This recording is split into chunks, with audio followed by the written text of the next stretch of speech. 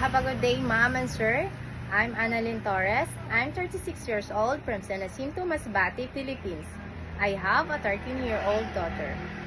As for my work experiences, I work under a household comprised of 3 adults and 1 child during 2019 to 2021 as my first contract.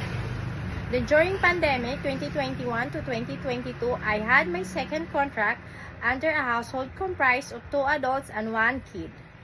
Then they go back to their origin country due to relocation. Lastly, during 2022 to 2024, I had my third contract under a household comprised of 2 adults and 2 teenagers. As for my duties and responsibilities, I can do marketing, cooking, cleaning, ironing, and taking care of pets. I am a responsible, loyal, honest, trustworthy person. I'm willing to learn new things from you, Ma'am and Sir. I love kids. I love to play with them. I hope you will choose me as your new helper and treat me like a family member. Thank you and God bless. See you soon.